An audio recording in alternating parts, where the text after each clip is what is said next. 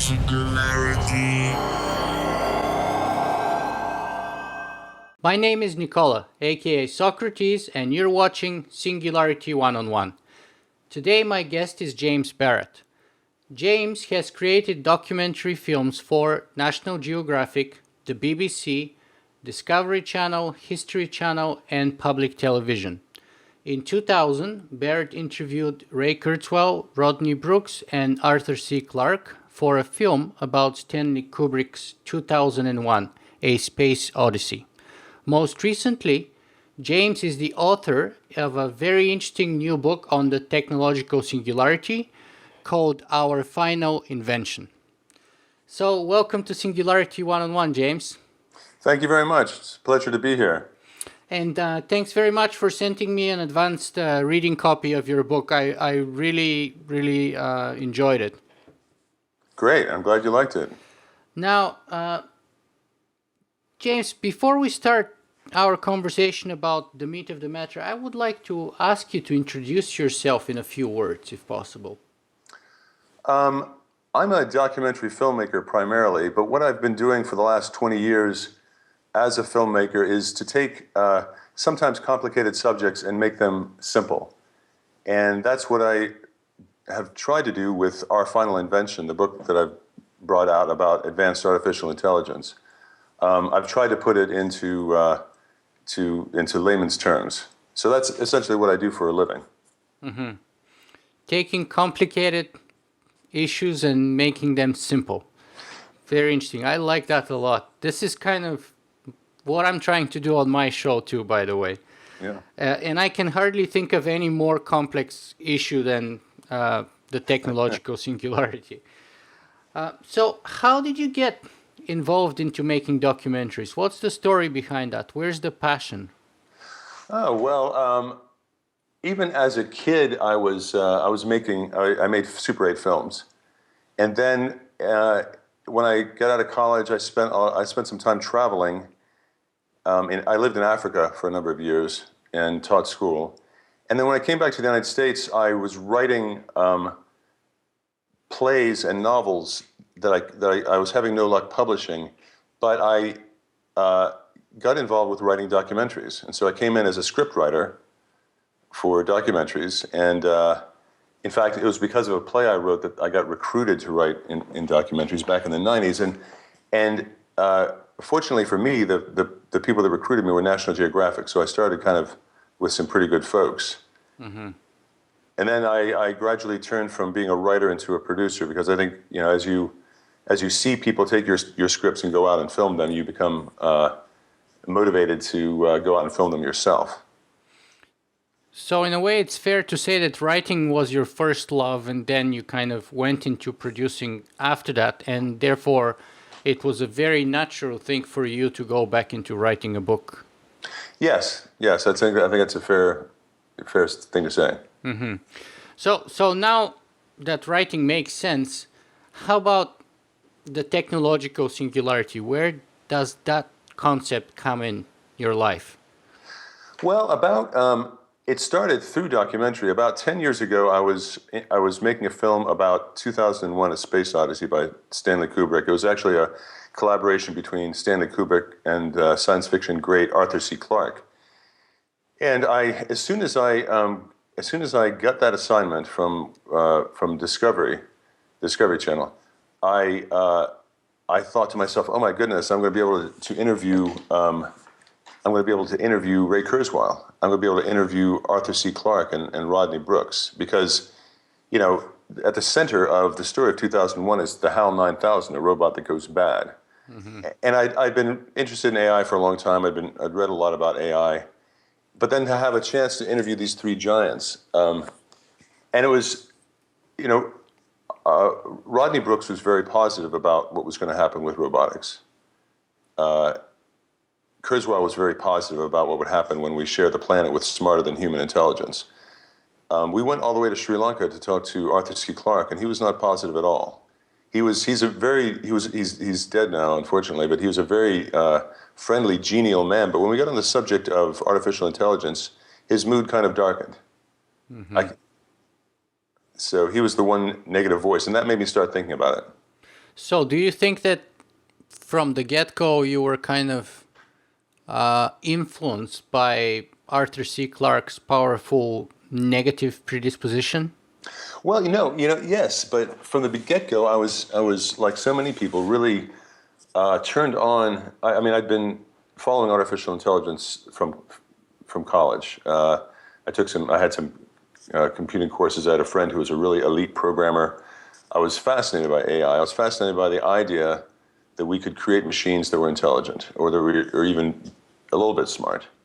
And even back then, you could see some fairly smart machines in gameplay mostly. I think in gameplay you could see interesting AIs created, and that's gotten much more so. But I was really, and I'm pro AI. I like artificial intelligence. I think I was really turned on to the possibilities by Ray Kurzweil, by his book *The Age of Spiritual Machines*, and then later by his book *The Singularity is Near*. But mostly *The Age of Spiritual Machines*. That was a real turning point.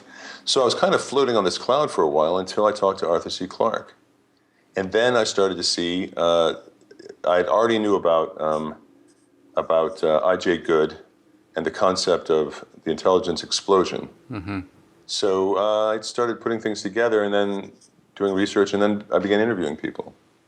So it's fair to say that you started very sort of positively predisposition or optimistic about artificial intelligence and issues related to the technological singularity, and sort of that transformative experience of interviewing Arthur C. Clarke pushed you in the opposite direction. Yeah, because he's such a. It was such a pleasure to speak to him.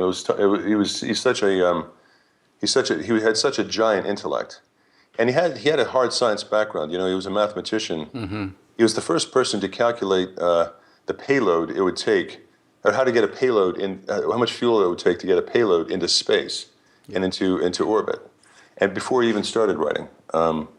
And that was connected to, he had a lot of connections at NASA, which Kubrick used when he was making 2001.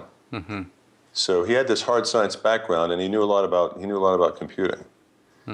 Yeah, and then I started reading, and then there's, if you're analytical about it, you don't just get the rosy picture. There is another side of the story. So perhaps now that we've mentioned the term a bunch of times, perhaps it's good to postulate what is your personal definition of the technological singularity, so that we have no vagueness about what we're talking about here. Sure. I don't really like the term singularity, and so I'm going to back up a little bit.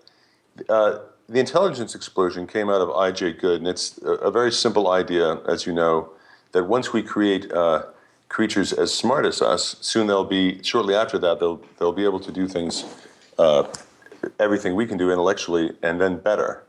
And they'll be able to improve their own code, and their intelligence will therefore explode. After that, Vernor Vinge created the first mention of the singularity. And it wasn't really, he talked about a point beyond which we really couldn't understand what was going to happen. He didn't really decorate it very much. He said that as a science fiction writer, he was having trouble writing about the future, because once you reach in the future smarter than human intelligence, then you don't really know what's going to happen. Then the singularity, and that's really the technological singularity, then the singularity was dressed up by Ray Kurzweil into this utopia where the confluence of a lot of exponentially advancing technologies will make our lives better. So I want to do that background to go back to purely the technological singularity. I like Vernor Vinge's definition. I think that once we create smarter than human intelligence, artificial superintelligence, all bets are off. I don't think we'll be able to control it. I don't think many people think we'll be able to control it, except people like Ray Kurzweil, who believe that we will meld with it, that it will become part of us, and therefore it will just be our future, not the future of us versus smart machines.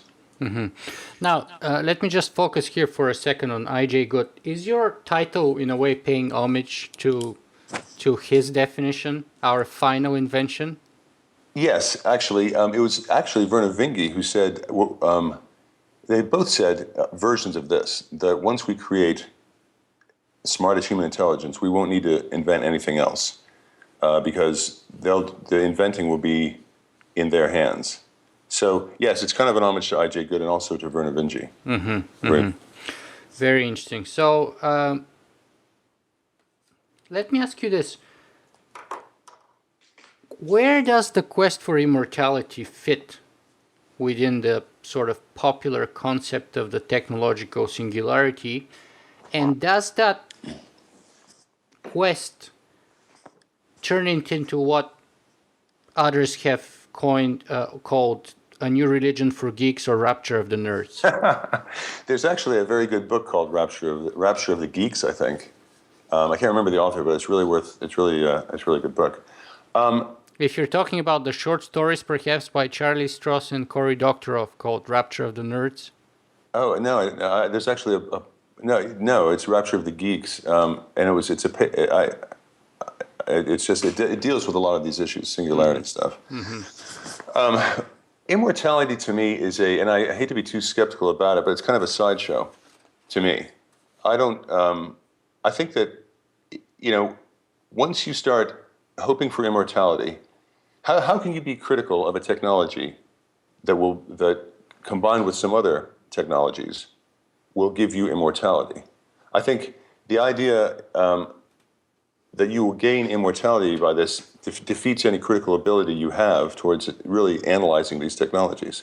Now, immortality won't be achieved just by AGI or smart machines. It will be, according to Ray Kurzweil, a confluence of technologies: nano, info, bio, cogno, nanotechnology, information technology, biological technology or inputs, and then cognitive technology, smart machines.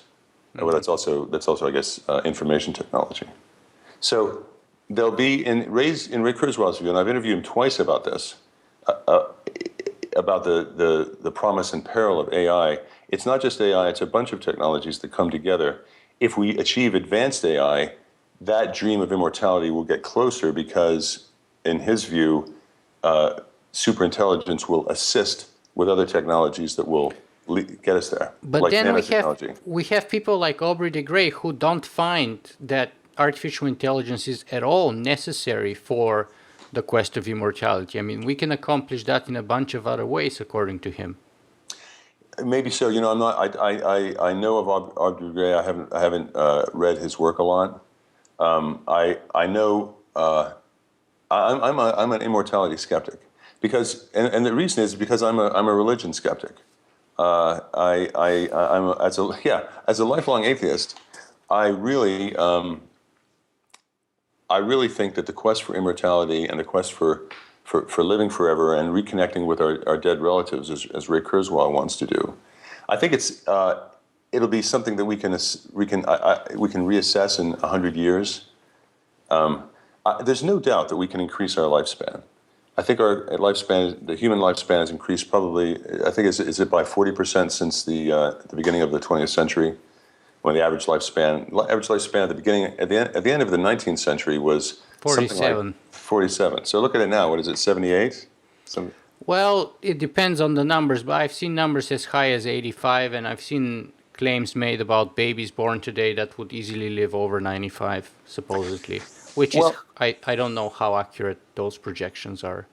I think we can continue to expect those kinds of increases. I don't get into I can't get on that bus. I intellectually cannot get on that bus.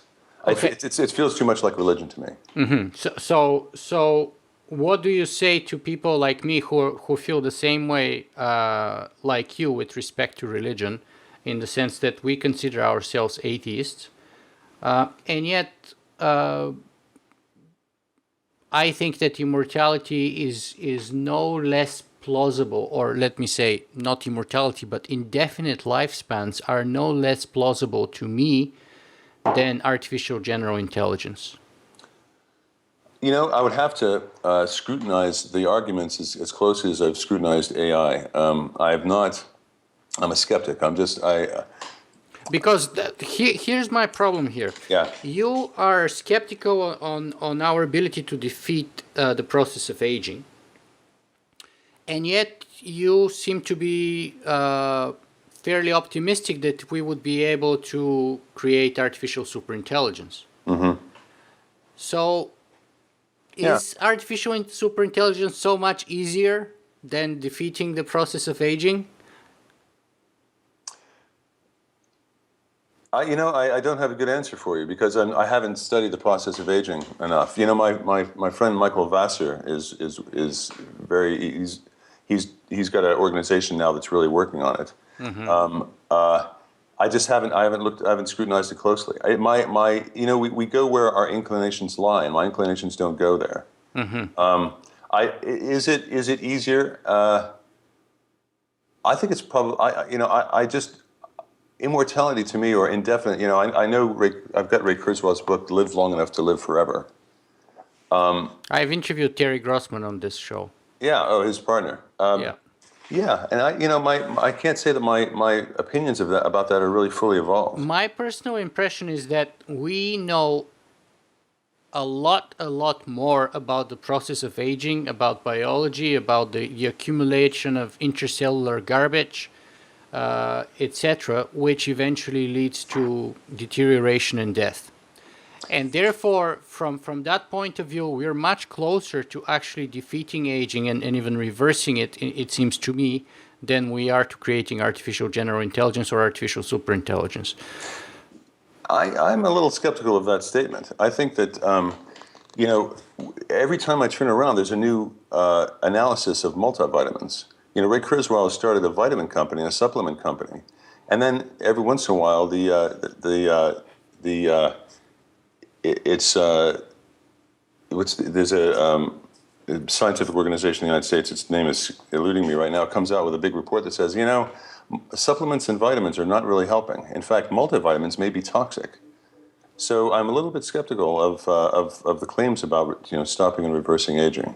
I haven't seen, I've seen. Well, we've accomplished that. I've seen the growth of AI, and I'm very impressed with the growth of AI, and I feel like we can extrapolate on that, on where it's going more readily than we can on reversing or stopping and reversing aging. Well, what about the fact that we have what's called the Methuselah flies, which live 6 or 7 times longer than they're supposed to live, simply with a few gene tweaks. We have accomplished 2 or 3, almost 300% life longevity increase for rats, and in other species too. So, in other words, we have considerable progress done. We have done considerable progress. In my view, it's to me, again, it's not my expertise. I haven't spent a lot of time analyzing it. But when I get in a group of people that are talk about AI and then talk about longevity, I stick with the AI conversation. I really don't go into the longevity conversation because I am skeptical, and I think it's just going to be a matter of time before somebody makes a breakthrough where we really see advances. All right, let's move on to the meat of the matter here, which is your book, Our Final Invention. And the reason, of course, which I invited you here today, because in my view, it is the most comprehensive book that sort of catalogs and analyzes all the potential negative implications or the very likely negative implications of the technological singularity. And therefore, I think it's kind of a must-read for anyone in our community. So let me start with these questions first. What is our final invention about in broad terms? Well, first of all, thanks for those accolades. It means a lot to me coming from you, and I appreciate what you just said about the book. Our Final Invention has one big agenda, and that is to say, before we share the planet with smarter than human intelligence, we really need to develop a science for understanding it. And that's really it. we're rushing towards advanced AI. We're making huge advances in AI, but we need to. To me, it's a dual-use technology like nuclear fission, like ballistic missiles. You know, ballistic missiles. The whole splitting of the atom started out as a quest for free energy, and then it was sidetracked by a quest for bigger and bigger bombs to kill people. There's a AI shares that. We love our smartphones. We love all the technologies that and all the great tools that AI is bringing us now that promises to bring us in the future. But we need to understand that once we get into human level intelligence and beyond, our ability to understand what's going to happen just drops precipitously. Mm-hmm. I spent a lot of time. Well, we'll get to that, but I spent a lot of time talking about the work of Steve Amahundro, who's developing a sort of the foundation for a science for understanding superintelligence. Mm-hmm. Now, let me grab your metaphor that you used, ballistic missiles, and throw in a quote from your book coming from page 155, where you say, "Artificial general intelligence is much closer to nuclear weapons than to video games."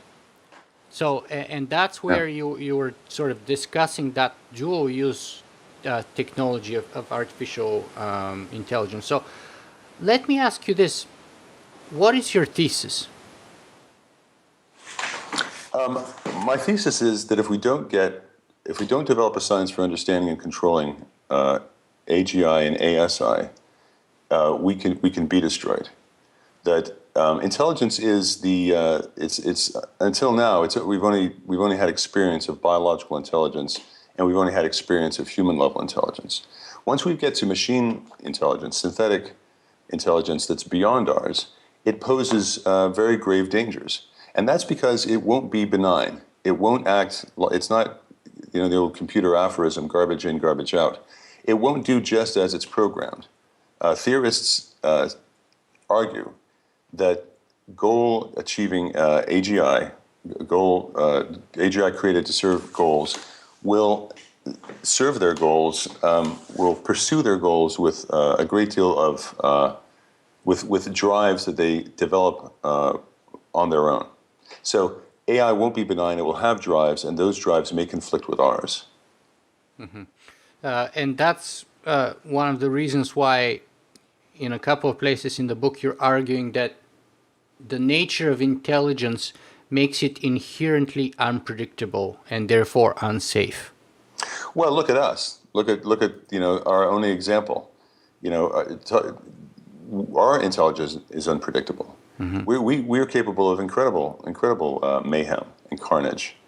We certainly aren't benevolent. There are some of us that there's some people that are benevolent. I'm not sure I include myself in that as being wholly benevolent, but intelligence in the only example we've got is definitely a double-edged sword, capable of a lot of good and a lot of evil.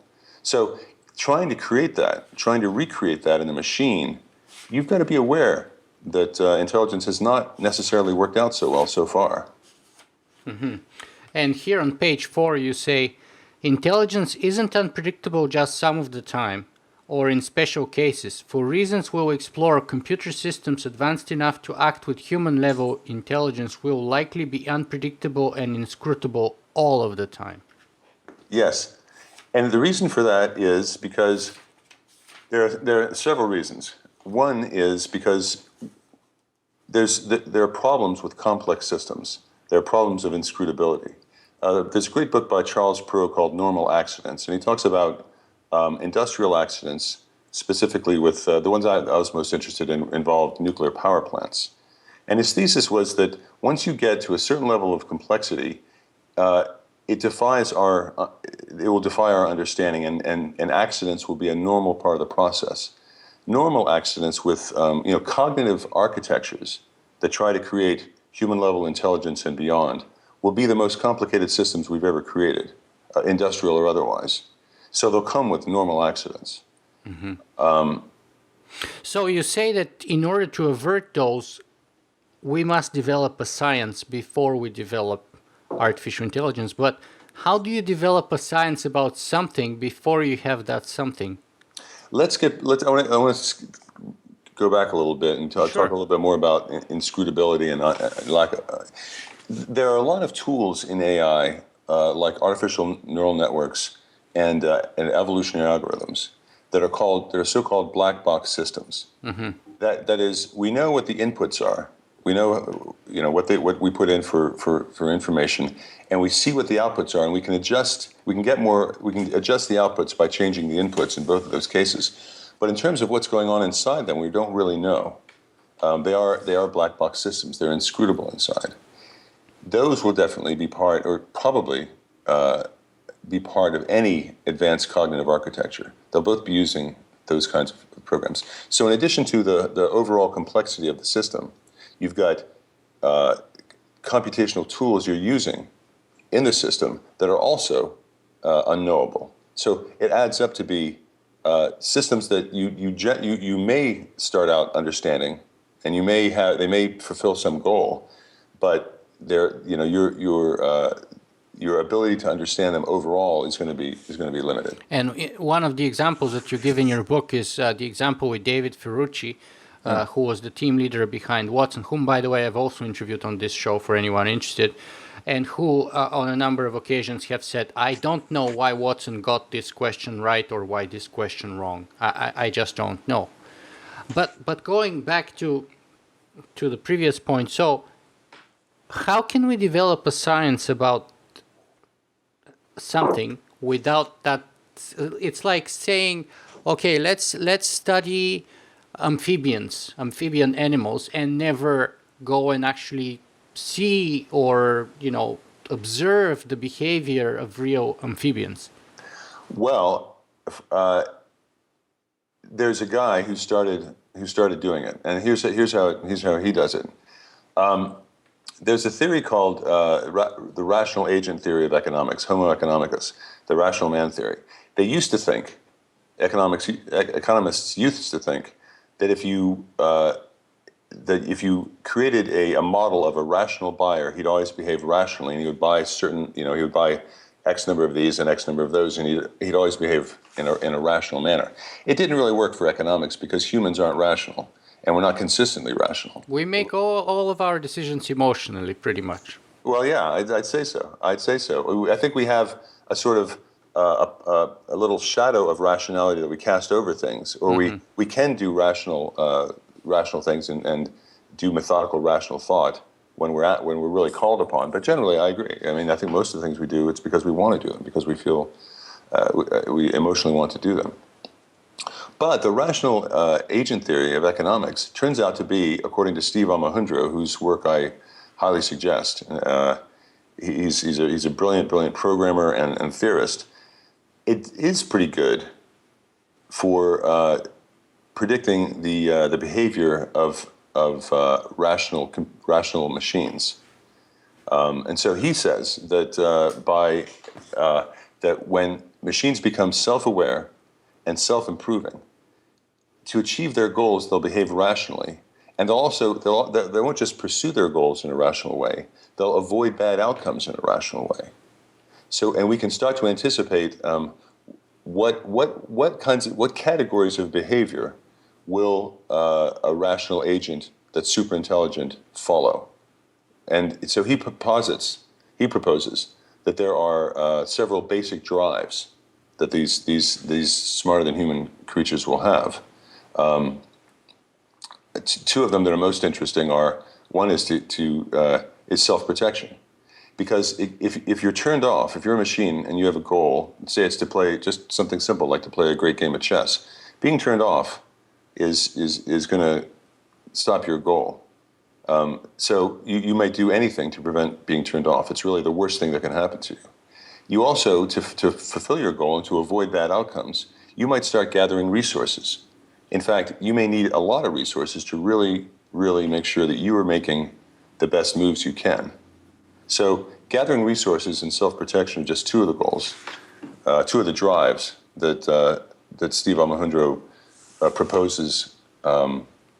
Let me question a little bit that kind of approach here.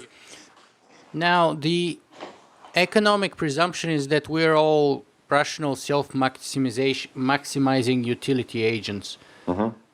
The thing is, though, I don't think we can anthropomorphize the utility curves of an artificial intelligence the same way we can sort of anticipate or deduce the utility curves of a human being.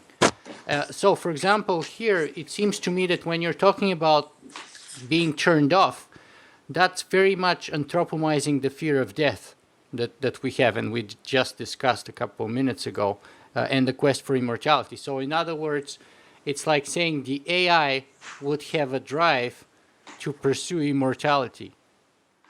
I see what you mean. I do think it's anthropomorphizing in a way, but it's also taking an economic model to its logical and rational conclusions, just because they happen to coincide and be the same thing. You know, you don't want to be turned off. I don't want to be turned off. A machine doesn't want to be turned off. But just because they're the same thing doesn't mean we're imputing human emotions. Ours is an emotion. You know, our feeling, our fear of death is a very strong emotion. For a machine, I don't think it's necessarily an emotion. I think it's more a side effect. So if we have different motivation, in one case emotion, in the other case sort of reason, rationality, we're funnily kind of ending up in the same result. Yeah. But the other funny thing for me is that.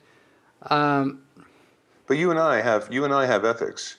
You and I have morals. You and I have a value system that we've inherited, a mammalian empathy.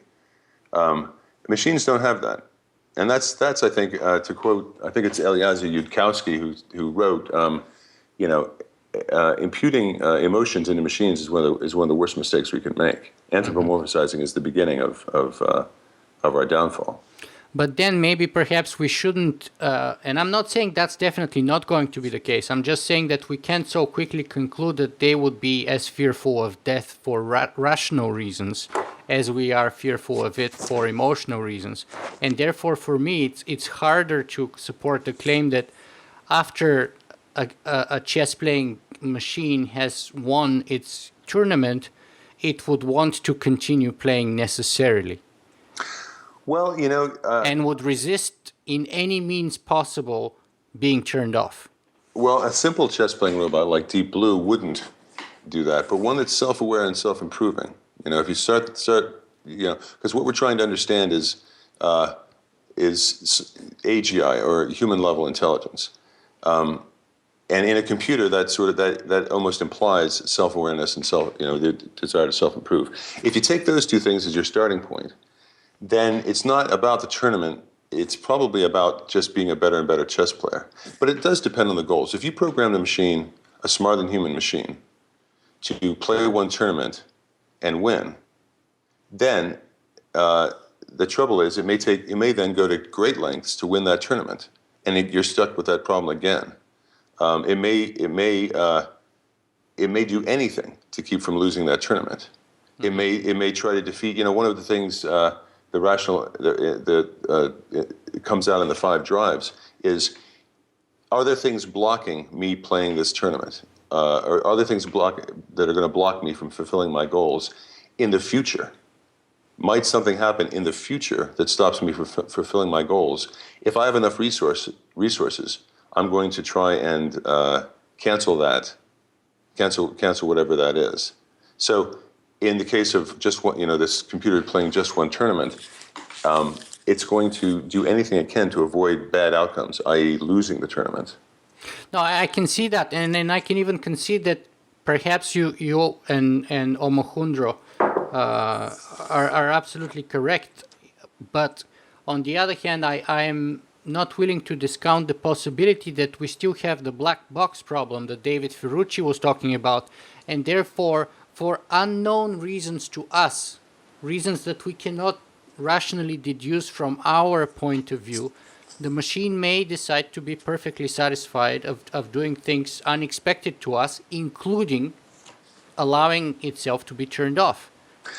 Yes, I think you're absolutely right, and I'd like to refer your audience to Steve Almohundro's work. He's got several really great papers. I think the one that's the first and most powerful is the basic drives of AI, AI's basic drives. But I agree, we can't know absolutely what a smarter than human intelligence is going to do. Mm-hmm. And hence we call it a singularity. Yeah. But let me move on here to another concept in your book that you talk about in the first couple of chapters, I think, and it's called the busy child concept. Mm-hmm. Would you mind sort of unpacking that for us, please? Sure. The busy child is a cognitive architecture that's on the brink of becoming AGI, human level intelligent. When in the book, I start out with that chapter because I think that someplace in some lab, somewhere in the world, whether it's in a DARPA lab, whether it's in an NSA lab, whether it's in a lab at Google or in China, there's going to be something that's approaching AGI. It's going to happen, experts guess within as close as a decade, as far away as 100 years. But it's going to happen at some point. Once a creature, or once an intelligent or an agent achieves AGI, there's a very small window it really needs in which to achieve ASI, artificial superintelligence. And that's, as you know, it's the intelligence explosion. It's the hard takeoff definition of an intelligence explosion. The trouble is, when something is approaching human level intelligence, it might start being tricky. It might start being canny. What if you were if you were an AGI and you were getting intelligent, you might start to think about how to trick the people that are controlling you. If you had reasonable intelligence, you may play dead. You may pretend to be stupider than you are, so you get more privileges. Mm-hmm. So you may use all kinds of tactics to get out of your cage, and your intelligence may improve right past AGI, and your makers still don't know what you really are. That you've managed to jump into ASI without them even knowing. How far do you think we are from that scenario of, in terms of timeline? Do you accept the Ray Kurzweil timeline that he talks about 2018, 2045, etc.? I've participated and I've taken a number of surveys of people, of experts, and what they think, and a lot of people think that by 2050, it's human level intelligence will certainly occur.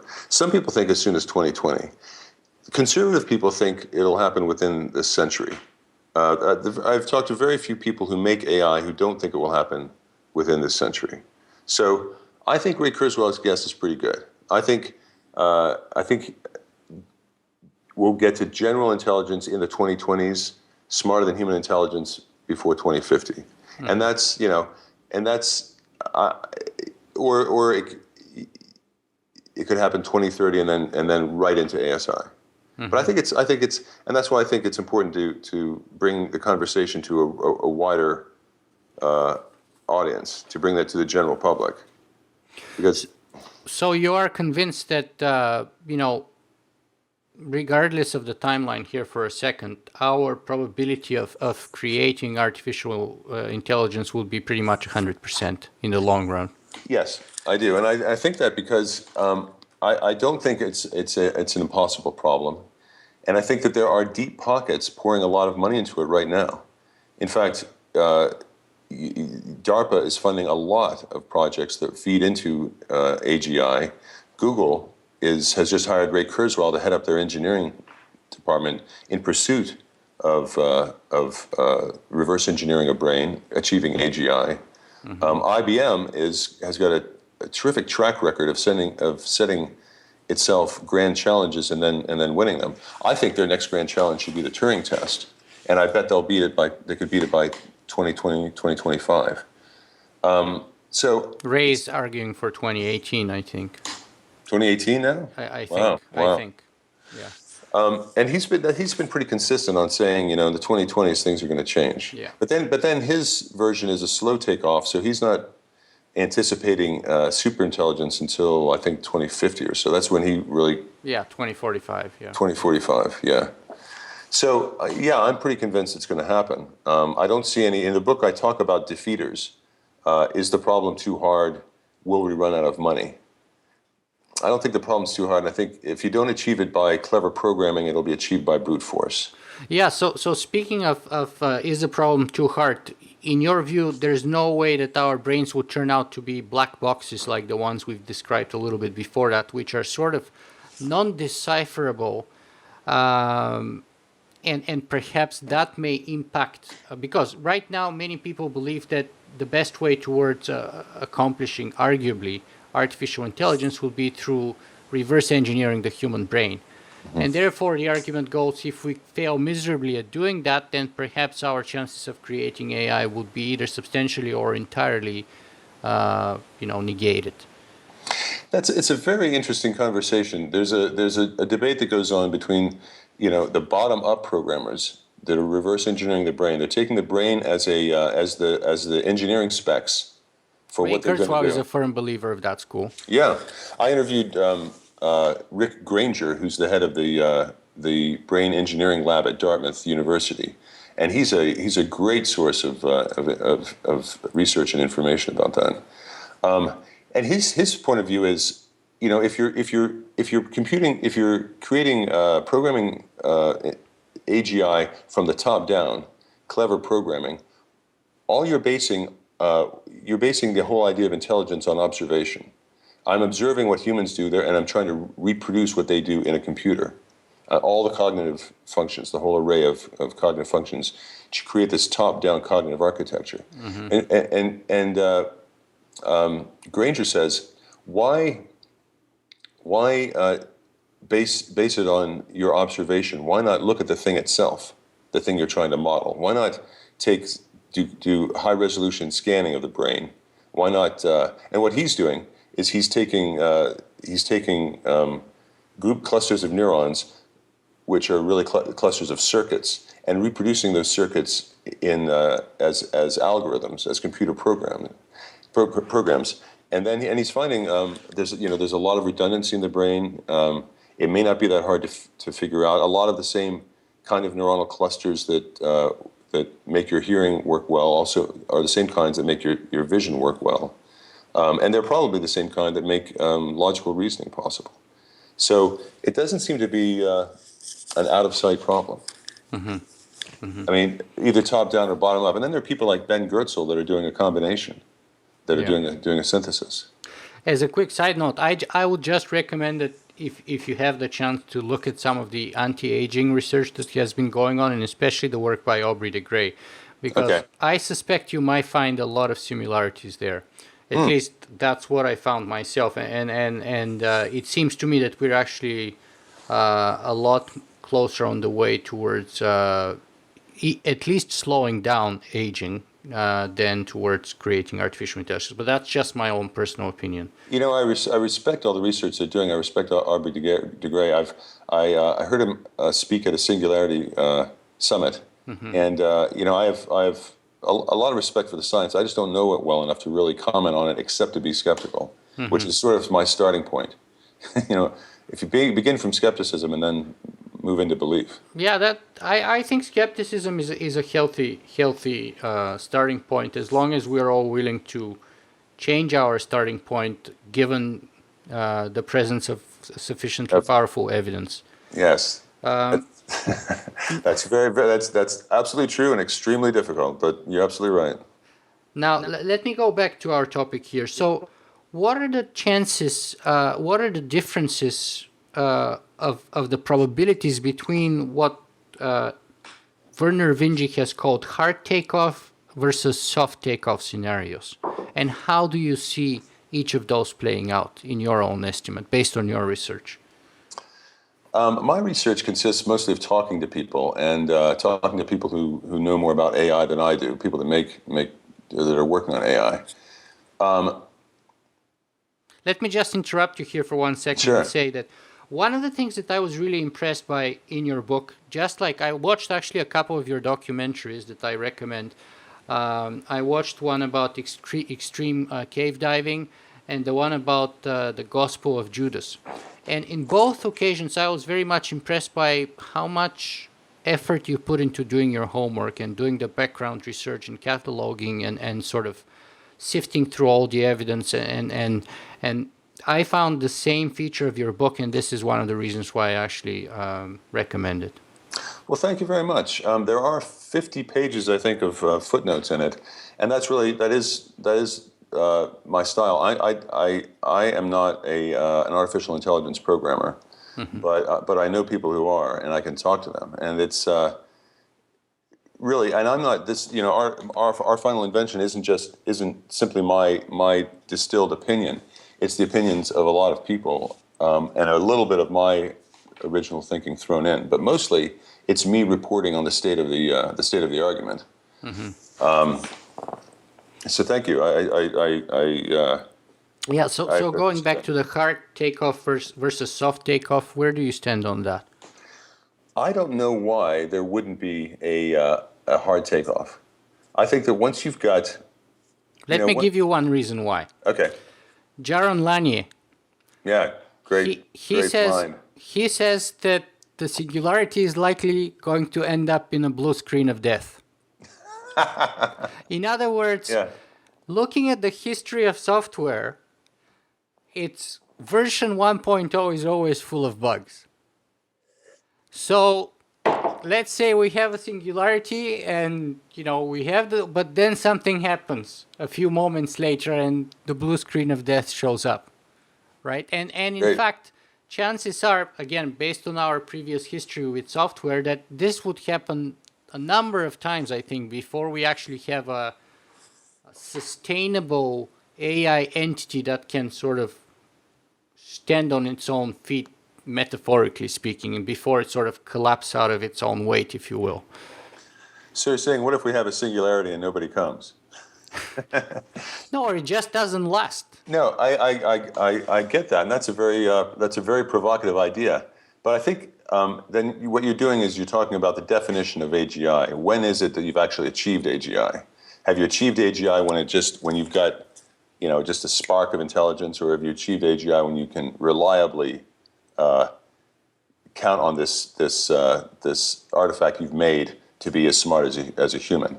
And that would be to me, that's when you've done it, when it's reliable, when it consistently performs like a human does. Mm-hmm. The trouble with the hard takeoff or soft takeoff scenario, to me, or really trying to define it, or not to define it but guess it, is that I think there's going to be a bunch of different AGIs coming out at around the same time.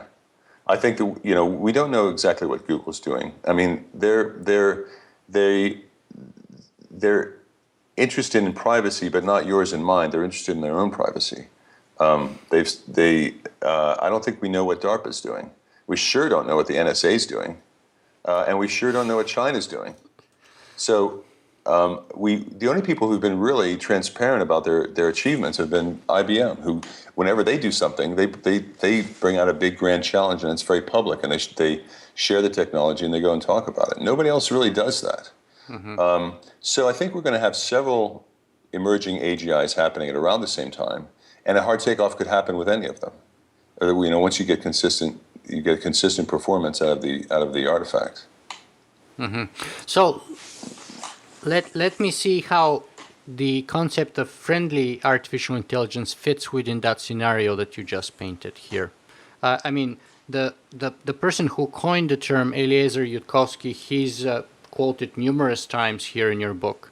Fascinating fellow. I have to commend you for being able to interview him, because I've been chasing him for years, and finally he was willing to give me about 5 minutes, and I told him that I can't really do a good interview and that I'm not that good.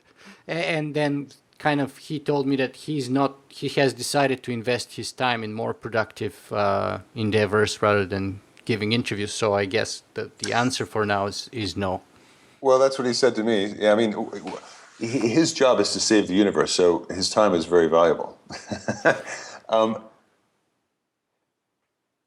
the question was what I'm sorry, I've lost the question. What about the idea of creating artificial intelligence as friendly artificial intelligence right. as a way of mitigating the risk?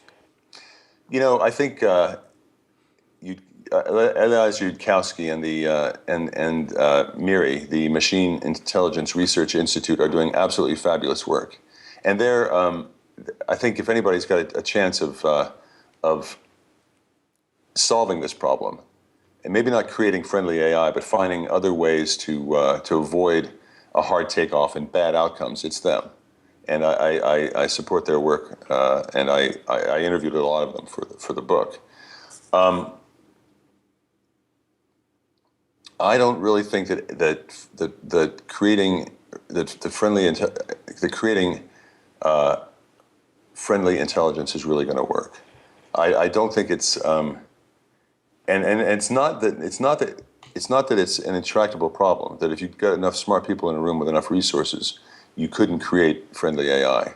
I just think that there's too much competition from people who are with a lot more money, who are trying to create AI at a much faster rate. Yeah, that's why I brought the issue right now, because right before that we were talking about the multiplicity of sources where AI could come about from, whether it's the NSA, DARPA, China, IBM, or somebody else.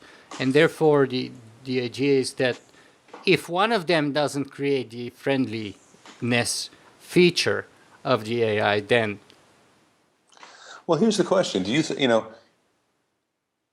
think that Google is out there really trying to make AI, or are they trying to make friendly AI? Are they looking down at the downstream impacts of creating AGI?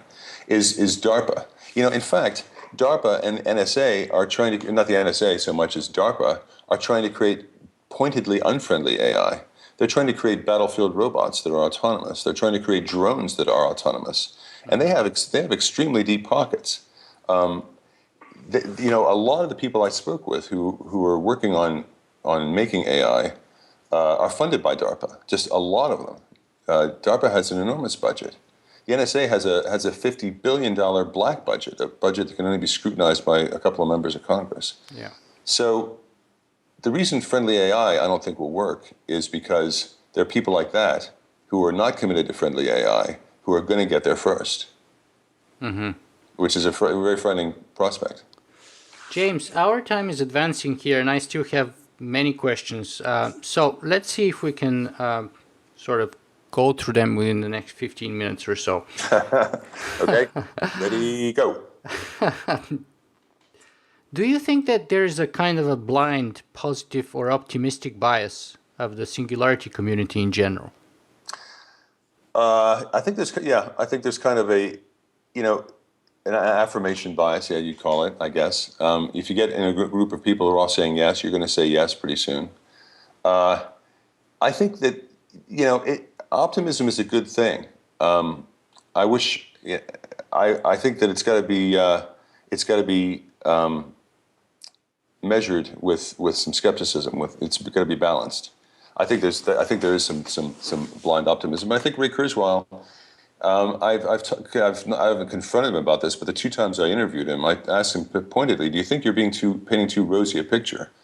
And he said, "Well, there's an irreducible peril to all new technologies, like fire. Fire can be used to cook your meal, and it can be used to burn down a village, and you're never going to get away from that." And my answer to that is, I don't think intelligence is like fire. I don't think it's and I say that I've written a little bit about that analogy in the book. I think intelligence is different in kind. It's the quality about us that harnesses fire. So, do you think that this kind of positive, optimistic bias of the community is the responsibility of Ray Kurzweil in particular? I mean, in the beginning of our conversation, you sort of called him for creating a dressed-up utopia. Yeah, in the book I say, does Ray Kurzweil have to do everything? Does he have to hand us the positive side and the negative side? Is our future all up to Ray Kurzweil? And the answer is no. It's up to all of us to be critical about. I think he got the ball rolling about the rosy view of the technological singularity, and but it's not his responsibility to be the only person doing things about it. Does he have to spoon feed us all the good news and all the bad news? No, I don't think so. I think that's up to us. Is that where you and your book come in? That's where Miri comes in. That's where me and my book come in. It's you know, am I the anti-Ray Kurzweil? I don't know. I'm not a genius, and I'm not a genius inventor, and I don't have his track record of terrific achievements. But I think his optimism needs to be mixed a little more, diluted a bit, and mixed with some more realism about the way that technology does evolve. It evolves with a lot of accidents and mistakes. It's funny when you ask rhetorically, am I the anti-Ray Kurzweil? Because when I was reading your book, I was thinking, one of the reasons when I found it interesting is because I was thinking this is the sort of the the Singularity is near book in most ways that I can think of. And it's also the most comprehensive one, at least that I'm aware of. Well, you don't need to look very far to see examples of really revolutionary technology erupting in accidents. You look at nuclear fission. We don't know what's happening at Fukushima right now. It's sort of a cloud has descended on it. What we do know is a lot of radioactive water is being pumped into the ocean. You're going to have with AGI, we really can't afford that scale of an accident. You don't have to look far for examples of where our innovation goes out far ahead of our stewardship. It's happening right now with drones. We've embraced the idea that we should be bombing people and killing a lot of civilians as collateral damage in Pakistan. We've embraced this idea that this is the way to go, that we should be using these drones and that they should become more autonomous. Well, there's a very bad application of advanced AI right there. So if whoever's looking down the road and saying it's all going to be roses and it's all going to be extended life, the end of all our problems, abundance for all. I'd like to see any basis for that in the past history of the development of technology. Well, in the past history of the development technologies, do you think that we have made overall positive progress or not? Oh, I think we have. I think we have, but we've had a lot of accidents and mistakes. Yeah, but if on the balance, overall, we have made progress, wouldn't that sort of a hopeful sign? Well, let me ask you this: if you were inventing the internal combustion engine, if you were inventing the internal combustion engine back in I guess it was the 19th century. I know that Benz invented the first car in the 19th century. I think Henry Ford came up with the internal combustion engine. Well, he came up with, actually, I know a little bit about this because I did a film about it, but he came up with, he used the assembly line. That was his big innovation. He brought the assembly line to car manufacturing. But anyway, if somebody said to you, you're about to invent the internal combustion engine, you said, well, this is going to be great, but in about 200 years, the carbon output of your invention is going to increase the greenhouse gas effect of the planet and cause global warming and maybe a whole lot of damage and a whole lot of destruction that will become irreversible. So you might say, gosh, maybe I should start thinking about those problems before I just go whole hog into the internal combustion engine. And so has technology overall worked out? I think it remains to be seen. Do we destroy the planet with technology? The jury is still out on that. I'm not sure. We've increased our lifespan. Have we decreased suffering? I'm not so sure about that. I mean, if you look at how many people died in the last century in war, as largely as a result of war inventions. Somewhere between 50 and 90 million, I think, roughly. Wow. Well, then I think the jury's out on those technologies for sure. Of course, that's a huge question. Is life getting better generally because of technology? I would have to say yes, but I would say that it's not a resounding yes. And the trouble with advanced artificial intelligence is I think it's got more potential than even fission to go wrong. You may not get two chances with artificial superintelligence. So should I assume that you fear the technological singularity? Yes. Yes, unless I start seeing solutions coming from smarter people than I am, then I think we have a lot to fear from the technological singularity. I think sharing the planet with smarter than human intelligence is going to be fraught with peril. How would you rate our chances of survival as a civilization in percentage? Because I've asked a number of people that question, and I'm always kind of shocked by the numbers they give me. You know, I don't have enough data. As a Bayesian, I would say I don't have enough. My gut instinct, I guess, as a Bayesian, I can start with 15%, but that's not based on really anything. But I update it with evidence as we go along. But that's a guessing what our survival would be. I'm not very optimistic. But when you say what is the survival of our civilization, I think the opportunity is open that whatever replaces us may carry our civilization forward in a much different form. Mm-hmm. So our civilization, I think, has a good chance of surviving in that form. But is it going to be anything like us? I don't think so. But then as long as there's continuity between us and them, in a way, shouldn't that be okay? It should be okay to embrace our computer overlords. I don't really. I'd like the human race to stay around longer.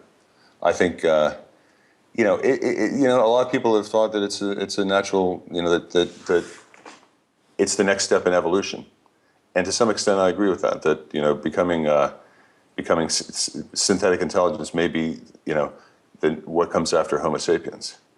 I'm not very happy with that idea. I don't like the idea of losing our mammalian origins and our poetry. Why? Sure. What is bothering you about that? What is so touching about the mammalian origins? We just our rock and roll for one.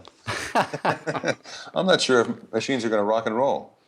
I don't know if they're going to write poetry. I don't know if they're going to tell stories to their baby machines around the fire. The things I value about humanity, I don't know if they're going to possess. So I'm not sure if I value them. I'd rather stick with us. Is there a documentary in the works based on your book? That's what everybody asked me. When I finished the book, I was so worn out that I didn't. Naturally I would do a documentary, but I'm talking to some people who have some big broadcasters. I've had some interest. The trouble with AI is it's very hard to visualize. It's for television. It's not a natural subject. It's hard to what do you see? You can only see so many processors and computers, and robots and drones. It ends up being a very good conversation, and the best place for that might be a book and not TV. But to answer your question, yeah, there's talk of a film in the works. Mm-hmm. Well, I'm looking forward to it. What do you think that humanity should do, given the sort of predicament that we're facing right now, and the sort of the trajectory that we're on? What do we do? Well, I don't know what we do, but I know where we start. I think where we start. There was a good, and again, I look to history for models of how should we address this new technology. In the 70s, there was the Asilomar Conference in California, and I might not be pronouncing that right. It's spelled Asilomar, about recombinant DNA. They got together and they made basic rules called the Asilomar procedures or resolutions, and it was basic stuff about don't track the DNA out on your shoes because you might pollute the environment.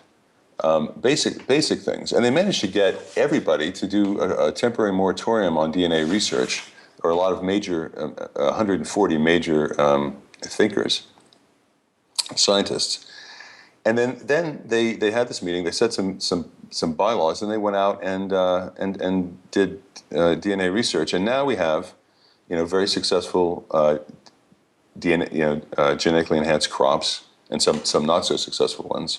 We have gene therapies that are very, very positive. And the future of genomics is it's just beginning. That's what we should do. We should try to get as many people together. And I think there's an AGI conference that Ben Goertzel puts on every year. I think that's a beginning. Mm-hmm. Although they're not really they're not concerned so much about the dangers they are about advances in AGI.